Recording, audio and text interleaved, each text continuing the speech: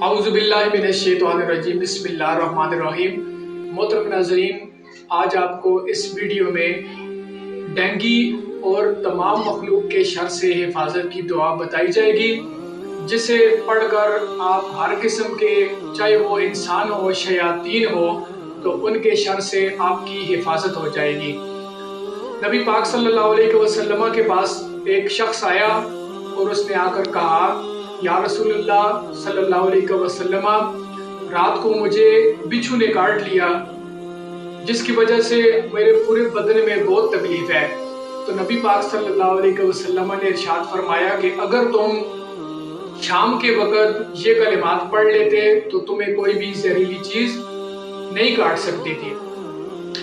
Tirmidhi शरीफ में रवायत है कि जो बंदा शाम के वक़्त इन कलिमात को 3 दफ़ा पढ़ लेगा तो मखलूक के शर से और तमाम किस्म के जहरीले अशरात से उसकी हिफाजत हो जाएगी। एक बुजुर्ग फरमाते हैं कि हमारे घर वालों ने इन कलिमात को याद किया और रोज़ाना का मामूल बना लिया।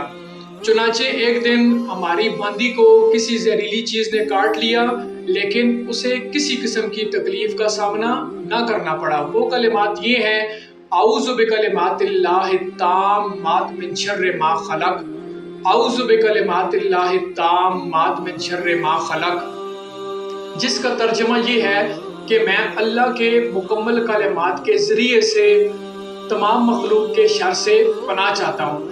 अगर आपको ये वीडियो पसंद आई है तो मज़ीद इस किस्म की इस्लामिक वीडियो के लिए हमारा चैनल सब्सक्राइब करें, लाइक करें और हमारी वीडियो को अपने दोस्तों तक पहुँचाते रहें। जज़ाकल्लाह।